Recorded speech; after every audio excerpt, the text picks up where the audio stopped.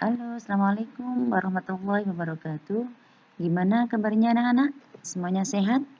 Bu Aziza senang sekali hari ini kita bisa bertemu kembali dalam keadaan sehat walafiat. Oke, anak-anakku sekalian, hari ini kita mempelajari tentang toharoh atau bersuci. Ini sangat penting sekali dalam kehidupan kita sehari-hari karena diterima atau tidaknya amal ibadah kita maka tergantung kesucian pada diri kita. Oke, kita selanjutnya simak ya untuk materi berikutnya. Oke anak-anak, sebelum ke materi berikutnya, Bu Aiza mau menyampaikan dulu standar kompetensi materi ini adalah memahami ketentuan-ketentuan toharoh. Sementara kompetensi dasarnya adalah menjelaskan perbedaan hadas dan najis. Yang kedua adalah menjelaskan ketentuan-ketentuan wudhu dan tayamum. Dan yang ketiga adalah menjelaskan macam-macam hadas dan najis. Sementara indikator dari pembelajaran ini adalah nomor 1 sampai nomor 13, dibaca ya.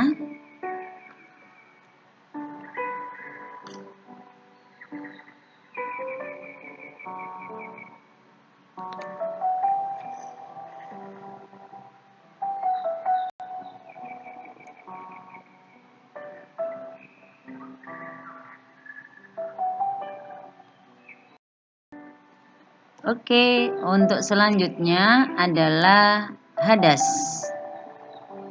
Hadas adalah keluarnya sesuatu benda dari kubul dan dubur. Untuk menghilangkan hadas seseorang haruslah berwudu jika berhadas kecil. Sementara kalau hadas besar maka dia diwajibkan untuk mandi besar. Nah, hadas dibagi menjadi dua. Yang pertama adalah hadas kecil. Hadas kecil dinyatakan seseorang mempunyai hadas kecil maka apabila wudunya batal. Nah, atau keluarnya sesuatu dari dua jalan, kubul dan dubur, atau salah satu dari keduanya, baik berupa angin atau berupa benda, baik itu benda najis atau suci, baik yang keluar itu biasa keluar atau tidak biasa keluar, seperti darah dan lain sebagainya. Nah, sementara yang dinamakan hadas besar adalah contohnya dalam keadaan haid, dalam keadaan nifas, dan juga wiladah. Nifas dan wiladah itu perbedaannya adalah kalau nifas itu keadaan seorang ibu yang melahirkan. Jadi seperti menstruasi, tapi dalam jangka waktu yang sangat lama. Tapi kalau wiladah itu adalah keadaan seorang ibu yang pas baru melahirkan. Jadi seandainya dia melahirkan pagi, kemudian siangnya dia sudah sehat, bisa berjalan, maka dia harus melakukan mandi wiladah atau mandi besar. Yang keempat adalah jima, yaitu junub, hubungan suami atau istri. Dan yang kelima adalah keluar mani bagi laki-laki.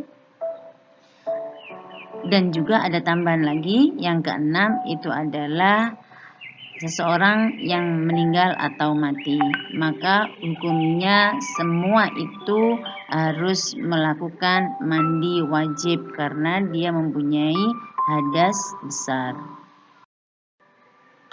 Hadas kecil contohnya berikutnya adalah hilangnya akal sebab gila, mabuk, tidur, kecuali tidurnya dalam keadaan duduk tetap yang tertutup pintu keluarnya angin atau kentut.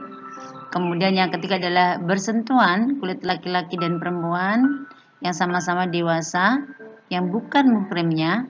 Dan yang keempat adalah menyentuh kubul atau dubur dan batin telapak tangan baik sengaja maupun tidak sengaja, baik milik sendiri maupun orang lain, baik anak kecil maupun dewasa. Nah, itu adalah contoh-contoh apa? Hadas kecil.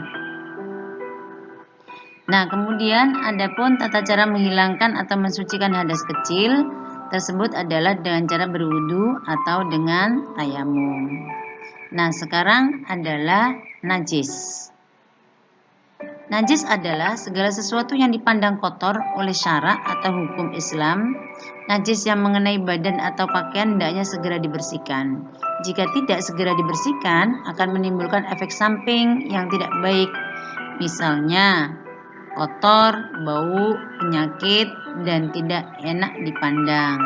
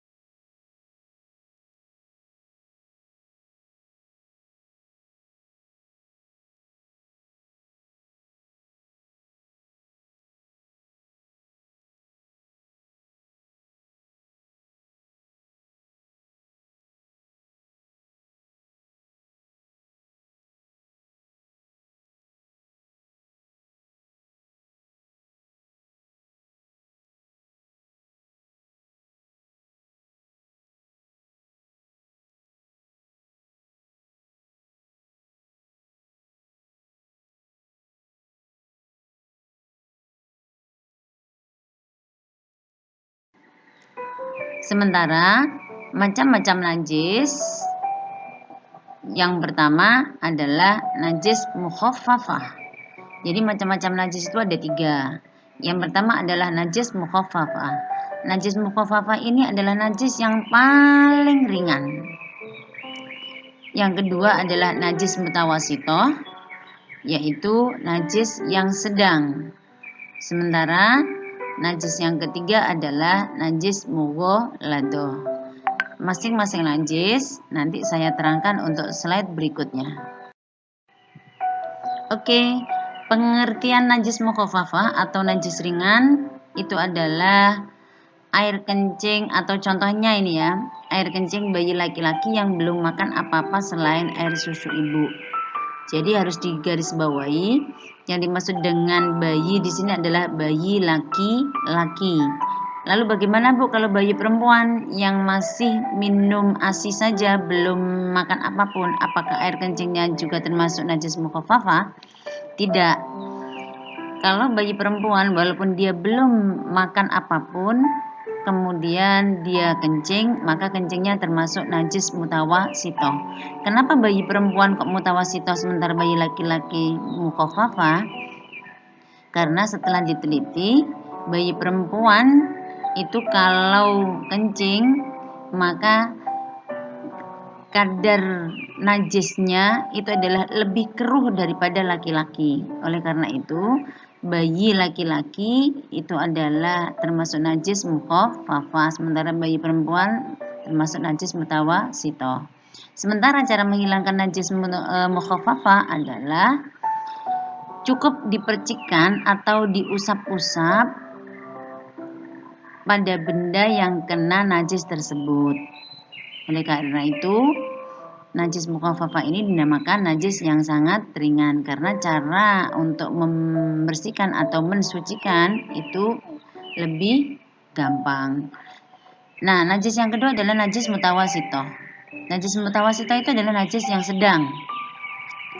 Najis mutawasitoh dibagi menjadi 2. Yang pertama adalah hukmiyah, yang kedua adalah ainiyah.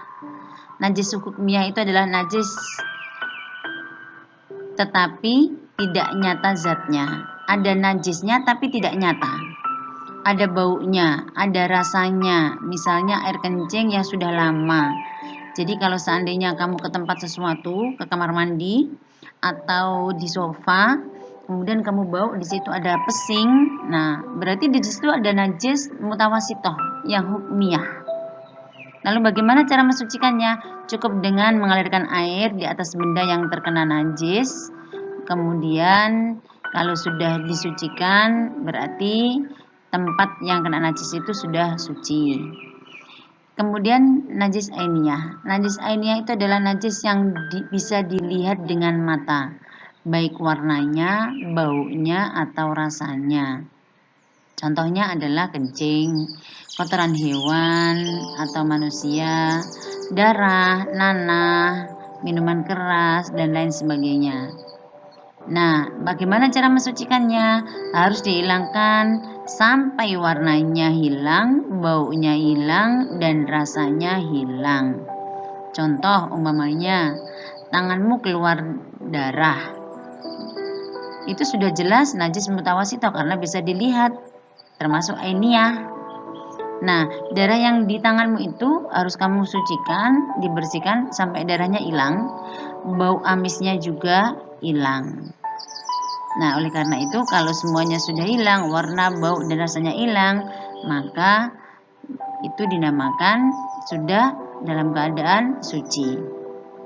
Najis yang ketiga adalah najis mughaladah. Ini adalah najis yang sangat berat. Kenapa dikatakan berat? Karena cara mensucikannya sangat sulit. Yang termasuk najis mughaladah adalah najis yang berasal dari babi dan anjing, baik kotorannya, air liurnya, maupun yang lainnya. Semuanya termasuk najis mughaladah. Cara mensucikannya adalah dihilangkan wujud najisnya dahulu, kemudian dicuci bersih sampai 7 kali siraman. Salah satu siramannya harus pakai debu atau tanah. Oleh karena itu, najis ini dinamakan mughaladah karena cara mensucikannya sangat sulit. Oleh karena itu kalau umpamanya di lingkunganmu ada babi atau anjing, kamu harus berhati-hati agar tidak kena najis mughaladah. Alhamdulillahirrabbilalamin. Anak-anakku sekalian, materi hari ini sudah selesai. Kemudian jangan lupa untuk tugas-tugasnya nanti dikumpulkan. Dan untuk selanjutnya masih materi tentang toharoh. Insya Allah pertemuan yang akan datang kita bahas lebih lanjut lagi. Oke anak-anakku sekalian, mudah-mudahan kita bisa bertemu di lain waktu dalam keadaan yang lebih baik. Tetap jaga kesehatan ya. Saya akhiri dulu. Wassalamualaikum warahmatullahi wabarakatuh.